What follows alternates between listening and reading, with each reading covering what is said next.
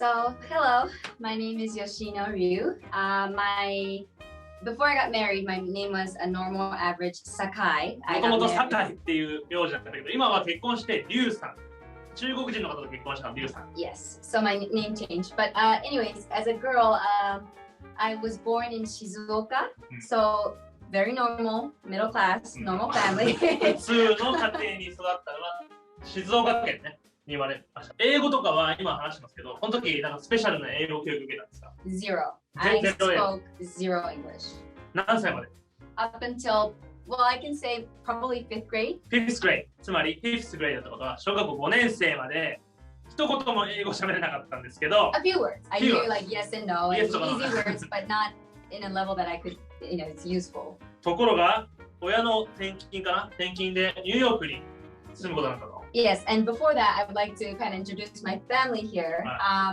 Here, this is my mom, and I grew up with 4 other siblings. 4 other siblings. Siblings ってのは兄弟ね。4人の兄弟、他につまり5人兄弟の何番目 So I'm the second, and I'm the first girl in the family. つまり、second で first girl、最初の女の子が長女だけど2番目の兄弟で、5人兄弟でつまり。その時英語はSo my mother, because she had to take care of 5 kids, she couldn't put all of them into an Eikaiwa school. So she just grabbed us and she told all of us, if you want to go to the bathroom, just say bathroom. That's all you need to know. And we were thrown into a local school, and that's the start. So my mother was very smart. We were only going to stay there for 3 years for my father's job. She thought, okay, if they're going to stay only for 3 years, we're going to make the best out of it. So she chose a place intentionally without any Japanese resident. つまり、インテンショナリーって今言ったけど、インテンショナリーつまり意図的に日本人がいないところに入れて3年間だからね、頑張れってことつまり。So, did I have any Japanese friends or Japanese classmates that I can rely on? Thanks to my mom, no. お母さんすごい。自分の子供5人を現地校にぶっ込んでバスルームって家って言って、それで3年間もサバイブしたと。Yes. そして就職です。就職、どういうところで働いたんですか、今日ね、仕事のお話いっぱいしますけど、まずは、吉野さんの就職履歴、どういう仕事をしてきたのかってお話を聞きたいと思います。Right. So when I came back from China, most of my friends were done with their job hunting. ジョブハンティング終わったね。ジョブハンティング、今日1個目のいい単語、皆さん、今日仕事系の単語を持ってね。ジョブハンティング。ジョブを借りに行くね。ジョブハンティング。これは就活のこと言います。ジョブハンティング。Yeah. So again, most of my friends were done with the job hunting. もう終わっちゃってるから就活がね。And I started a little later than I guess ideal. But I had to make the best of my situation, so I looked for what I can. And the first company that I worked for was a PR and marketing company. それは日本の会社 Yes, it was a Japanese company. It was a very domestic, yeah, I think the only word I can think of is Japanese company. ドメスティックカンパニーって今言ったけど、ドメスティックってこれつまり国内のって、つまりドメスティックカンパニー、つまりインターナショナルの反対ね。国際的な会社はインターナショナルカンパニー。で、国内の会社はドメスティックカンパニーね。まずはドメスティックの会社、つまりどのような上知ったんですか朝9時から5時まで働くみたいな残業もある。Yes, and I was told specifically not to take my paid leaves. 有給、ペイドリーブス。いい単語きますね。ペイドリーブっていうのはつまりお金をもらえる休み、ペイドリーブ。つまり有給使っちゃダメと。You're young. You're a freshman. Why are you gonna take paid leave? And I was not very happy with that, but it was that kind of a company. And in a sense, I think I learned a lot in the first company. It was a very Japanese company, but because I was there, I understood what the Japanese company is all about. そうか。これで、そういうところで働いた経験があるから、日本の企業っていうのはどういうものかっていうのが分かるんですね。それはいいことですよね。It was a very good experience. I'll give you another example. One time, my I guess team member, who was my senpai, called me and said, "Okay, can you come over here?" She pointed to the computer, so I put my hand on the table. こうやって聞いたね。I went like this. どうしたの？ And then she got really upset because upset ってのは怒るとか切れたね。Yes, she got upset because I put my hand on her table. 俺こうやってやばいんじゃん。Yes. So she scolded me from there for like an hour. It's very rude, don't you think? What kind of mindset do you have? Blah blah blah. It's just on and on about how rude it is to put a hand on her table. So I was just like, I'm sorry. I'm really sorry. I will not do that again. Thank you very much for your advice. I appreciate that you are spending the time. やばいね、それ。It's just a very easy to understand example, but that's the kind of life that I also had to have. But again, I appreciate that. That was really, appreciate. Some people are like that, and it's good to know that you might be offending somebody without knowing. So I appreciate that they said that to me back then. 今は感謝してるんです、その経験。すごいね。その後、日本の典型的な企業に勤めて、PR 会社、マーケティング会社に勤めて、その後はSo this is the picture from that time. その次の会社、ここね。Yes, this is, it's called Accenture. アクセンチュアっていう会社ね。皆さん知ってますか？アクセンチュアってコンサルティング会社ね。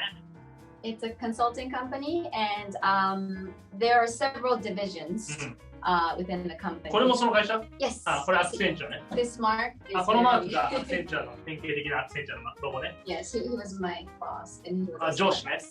上司との写真です。コンサルティング会社ってなんかめちゃめちゃ人気あるんですけど、世の中のね。エリートの人にとってはね。みんなコンサル行きたいって言う。何コンサルって？ So consulting, you can think of it as like a doctor to a company. 会社におけるお医者さんね。会社を診断してくれるお医者さんのことをコンサルっていう。So we look at your finance reports and say, oh, you have to work on this part. Like that's what we do. そもそもね、コンサルティングのコンサルトっていうのは相談するっていう意味なんでね。コンサルタントっていうのはつまりこれ相談する人のことをコンサルタントって言います。会社が相談する人なんだけど、どういうふうにストレスなんですか？Well, there are several aspects that I can explain. But, well, first, you have a lot of work that you just have to handle. つまり、ハンドルね、処理しなきゃいけない仕事はとりあえず多い。量が多い。Also, you're surrounded by many elites people that are way smarter than you. 自分よりもめっちゃ優秀な人ばっかり囲まれてる人生ね。So, there's a word in consulting called up or out.コンサルティングの世界でこういう言葉があります。up or out。つまりどういうこと？It means that if you don't improve, if you don't try always, constantly to get better, then you are just going to be kicked out of the game. そうだね。常にインプルーブしないんだったら出てけるのね。Yes. 常に自分を向上させないと生きていけないような世界。じゃあコンサルティング会社。After we call consulting graduation. We don't say quitting. We say graduating. コンサルっていうのはもう辞めるの前提だからね。グラジュエーションって卒業してから。After graduating from Accenture, I started my own company. 自分の会社始めました。どんな感じなんですか、この学校は。I can say that this is the best school in Tokyo. 東京にあるナンバーワンのインターナショナル幼稚園。My staff are the best people that I know. 彼らね。These people are great. 彼らは社員つまり。Yes, they're my staff. They have so much love to give, and they're professionals.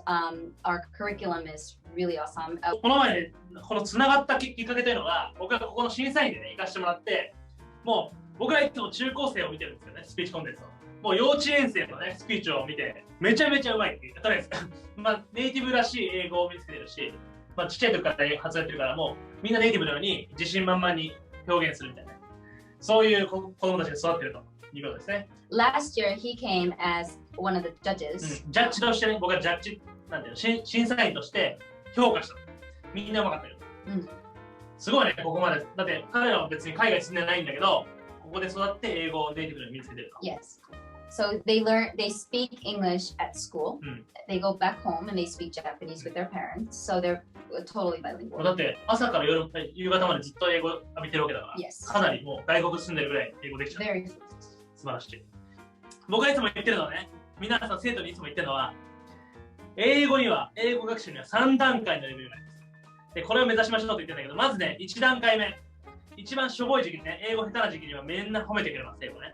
You speak good English って言われた瞬間にあなたの英語は下手ですって言います。誰も褒めてくれません、本当の世界では。次にね、英語を直されます。もっとこういった方が良くなるよとかね。直されたら結構レベル2ね。レベル3は何かというと、日本語を褒められます。自分の日本語を褒められるときには、あなたの英語は自信を持っているっていう。最初会ったとき、もう一人アメリカ人の方がいてね。アメリカ人だけかね。Yes. アメリカ人の方と、こっちも、深夜渡辺ね、ほぼアメリカ人みたいな人と、4人で会ってね、ずっと英語で喋ってて、ね。で、僕が日本語でちょっと話しても、理解しながらも英語で入ってくるから、アメリカ人なんだなとずっと思ってて、最後帰り際に、国籍どこなんですか？日本人ですよとか、日本人だったのみたいな、みたいな流れがあったんですけど、つまり、それぐらい日本人を隠してて、隠すことができるぐらいの英語力を持ってる。だから皆さんもここを目指して、日本語を褒められるってのは最高ですからね。では、本題です。本日の本題。What does it mean to work? つまり、働くとはどういうことかっていうことについてお話しする前に、僕の大好きな英単語を紹介します。いいですか？仕事と一括りに言ってもね、いろんな仕事がありますね、人生には。まずね、ジョブと言ったら、具体的な仕事とかね、勤め先のジョブです。What's a job? でも結構上から目線でね、ジョブってね、仕事。そして、occupation。これ結構丁寧な言い方ね。職業の。What is your occupation? 結構丁寧な言い方だったりして、これキャリア。日本語ではキャリアって言うんだけど、これコリアン。韓国と似た発音です。これは経歴とか、職業、経歴ね。ビジネスっていうと、利益を目的とした仕事。で、プロフェッションっていうと専門職ね。ボケーションってこれね、僕はね、声って意味があるんです。神様に呼ばれてるって意味があって、ボケーションって転職。声がね、声で呼ばれてます。だからコーリングって言ったりします。仕事で働くってどういうことかっていう話で、雇用ね、雇われることはどういうことかって話します。まずね、CV っていうのがあります。皆さん覚えてほしいです。CV、これ履歴書と CV っていうのね、レジュメとも言うけど、CV って言ったりします。で、レジュメを書いて送って、まずリクルート、これ募集する。ジョブオープニング、募集状況とかね。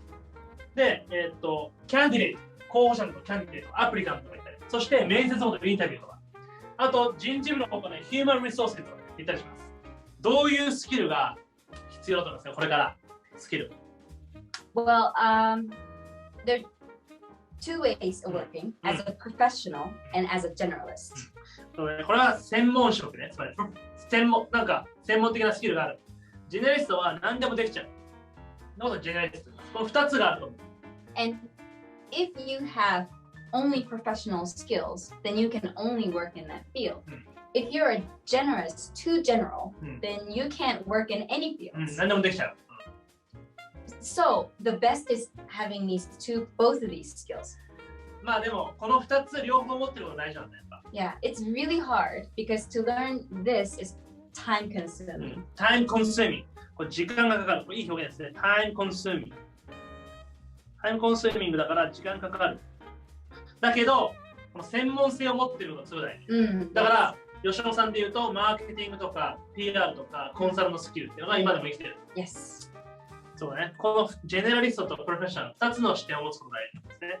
This one, it's hard to just learn by going to a school. You have to learn this throughout your life. あ、そうなんだ。学校で学べるもんじゃないんだ、これ。I don't think that's the case. そうだね。こっちは何かの専門学校とか、大学とかで学べる。You go to a medical university and you can become a doctor. But is there a generalist university? 確かに。一般的な作業とか、なんかパソコンスキルとか、基本的な仕事だよね。そうね。だから学校にここで見つけて、これはやっぱ人生で身につけるものということですね。ちょっと、高校はどうやって選びますか？高校、多分中学生から質問で、高校はどうやって選んだ？ Honestly, my parents chose it for me. I mean, because I didn't know any better. My parents knew how to research a good school. お母さんがちゃんとリサーチできたからね。And I couldn't. I searched. I went to my friends and that school is really good because their uniform is really cute. 制服で決めんだよ、学校ね。So I didn't know any better. やっぱね、親いいわ。親がやっぱ見てるからね、子供のことよく分かってる。Parents know best. And if you have an opinion, go ahead and negotiate. 意見があったらネゴシエートしろと。And try to convince them. And again, it goes back to my point. If you want to convince them, you need to know your enemy. You need to know that generation of how they think, what their mindsets are. かっこいいな。なんかもしやるんだったらちゃんと敵を知っといてね。他の世代がどういう人なのかもね。でもちゃんと知っとかないとダメだよ。Your parents' generation. 親の世代のこと知っとかないとダメ。はい、ということで、もう時間がやばいんで、最後、コンクルージョンいきたいと思います。で、つまり、これ、生きがいっていうコンセプトがもうアメリカでも流行ってて、よく言うんだけどね、自分の好きなこと、そして得意なこと、世界が必要とすること、そして金になること。この真ん中にあるのが生きがいだって言ってるね。つまり、お金がない世界だったら、好きなことと得意なことばっかりだったらパッションにしかならないんですね。でも、この中心にあるもの、生きがいっていうものを見つけるといいんじゃないのっていう考えもあります。ということで、最後、メッセージっていうわけじゃないんですけど、今後、将来の、目標っていうのをいつも言ってもらってるんですよ。将来。子供もいるし、ここがビジネスもあるし、なんか目標とかあります？I want to make Japan a country close to Singapore, where we're all agents, but we are international enough. I want to make some presence in the international world. かっこいい。日本をシンガポールらしくしたい。つまりそれどういうことかというと、アジア人が共存していて、国際的であって、で、プレゼンスが、世界的にプレゼンスが、つまり存在してるっていうプレゼンスがあるって、シンガポールみたいな国にしたい。ということで、インターナショナルスクールやったわけですね。Yes. So I want to build more schools, build more of my GG International School. GG International School でみんな見てね。And if I do so, then there'll be more people who will speak English, who will be more open-minded, more diverse mindsets. So that would maybe be a key to a first step. シンガポールらしくなるファーストステップとしてそれがいいんじゃないかということでした。ということで、吉野さんに登場していただきました。ありがとうございました。で、そんなシンガポールの話をした後で、なんと次回のゲストはシンガポール出身のゼニアさんです。ゼニアさんは、なんとうちの今 ELT で、メンターとして皆さんの授業にも入ってますね。ゼニアさん。彼女は今大阪大学の博士課程にいますけど、もともとシンガポール国立大学の卒業生でもあります。彼女の人生ストーリーを2週間後の火曜日に聞いてみたいと思いますので、こちらもお見逃しなくということで。OK! それでは2週間後にお会いしましょう。See you, bye! お疲れ様でした。バイバイ。